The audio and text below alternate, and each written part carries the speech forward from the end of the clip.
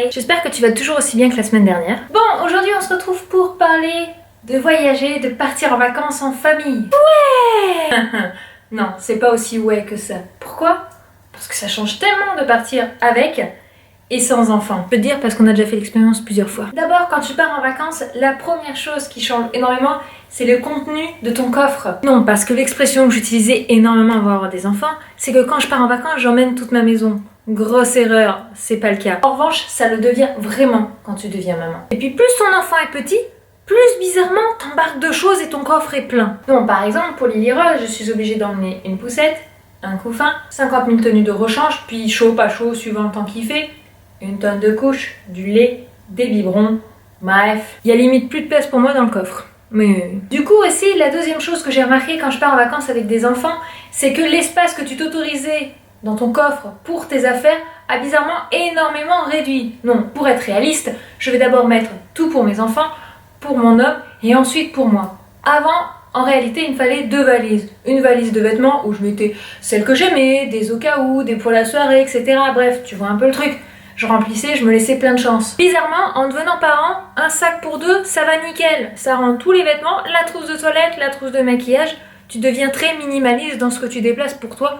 Parce qu'en fait, t'as pas vraiment le choix. Bon, d'un côté, c'est pas si mal, ça te fera une moins grosse machine à faire en rentrant, c'est ce qu'il faut se dire. En tout cas, moi, c'est ce que j'essaie pour ne pas trop déprimer quand je vois que je me suis pris 6 tenues pour partir une semaine en me disant, au pire des cas, j'en laverai une si j'ai besoin. Ensuite, la question que tu te poses, c'est la destination où tu vas. Non, parce que les destinations sans enfants et avec enfants ne sont pas tout à fait les mêmes. Les trucs où il faut beaucoup marcher, tu oublies, tu passeras pas partout avec ta poussette. Donc, tes destinations deviennent un peu plus familiales. T'atterris dans des campings, dans des hôtels, bref, tu pars beaucoup moins à l'arrache qu'avant, tu t'organises énormément sur où partir, combien de temps, quelle route. Le budget aussi varie énormément, non, parce que entre louer une chambre pour un couple et louer un truc pour 4 enfants, tout de suite le prix il multiplie facilement par 2, donc forcément tu pars peut-être un petit peu moins loin. Ensuite, la partie sympa de partir en vacances, c'est le trajet du point A chez toi au point B, l'arrivée. Là aussi c'est plutôt cool. Les petites anecdotes à noter, une couche bien remplie qui sent bien fort. Tu es sur la route, tout va nickel, et puis au bout d'une heure, la couche qui se remplit sagement de ton petit bébé, et puis l'odeur qui arrive à tes narines et qui font que tu humes avec amour et tu fais ah ça va être problématique. Et le plus drôle, c'est quand ça arrive, quand tu es en plein dans des bouchons et que tu ne peux pas te détacher et changer bébé. Ça c'est le summum du meilleur moment, le moment le plus agréable de ton voyage, tu vois un petit peu l'idée. Ou alors la variante, c'est le bébé qui pleure et que t'arrives pas à calmer parce qu'il a décidé d'avoir une crise ou il est pas bien.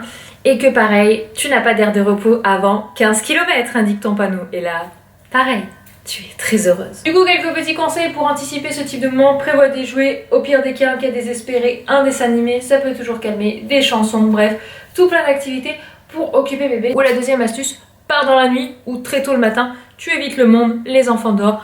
Généralement, ça passe plus vite et c'est plus agréable pour toi. Ensuite, la partie drôle, c'est quand tu arrives sur place. Moi maintenant, quand j'arrive dans un endroit, la première chose que je fais, c'est je vérifie tout ce qui est dangereux, j'essaie de le mettre le plus haut possible, et là je me rends compte que souvent, ce n'est pas adapté totalement aux enfants. Les placards, il n'y a pas de truc de sécurité, il n'y a pas de cale-porte, bref, les prises, il n'y a pas de cache-prise, tu te dis aïe aïe aïe, ça va être super sympa cette semaine, je vais passer tous mes instants à regarder le moindre geste de mes enfants au cas où qu'ils fassent une connerie. Non, parce que chez moi c'est sécurisé, j'ai des cache-prises, j'ai une barrière de sécurité, mes placards sont sécurisés. En revanche, quand tu vas dans un lieu de vacances, c'est pas tout à fait le cas. C'est pas souvent totalement sécurisé pour les enfants, surtout en bas âge, et là tu te dis que finalement tu vas pas autant te détendre que ce que tu pensais. La dernière petite anecdote, c'est que on ne part, en tout cas pour ma part, je ne pars jamais sans arriver à ne pas oublier un truc. Et quand t'arrives sur place, tu fais oh non, pourquoi? Et le pire, c'est quand t'oublies quelque chose pour bébé, type le paquet de couches de rechange, la susu ou le doudou. Alors là, c'est le drame de ta vie. Bref, voici mes petites anecdotes sur partir en vacances. Il n'empêche pas que ça reste hyper agréable de partir avec les enfants. J'ai plein de souvenirs en Corse en septembre quand on était parti avec Eden où c'était juste génial de lui faire découvrir la mer et de prendre plaisir à patauger ensemble et manger en extérieur. Cette année, on va pouvoir le faire tous les 4 puisque Lily Rose a 2 mois et qu'on va enfin pouvoir partir en vacances. D'ailleurs, n'hésite pas si tu as des petites anecdotes sur tes départs en vacances ou sur ton organisation avec tes enfants, laisse-le moi ça en commentaire, je me ferai un plaisir de les lire. Bref, je vous envoie plein de bisous. Et on se dit à très vite pour une prochaine vidéo. Et au fait, n'oublie pas de t'abonner. Tchuss!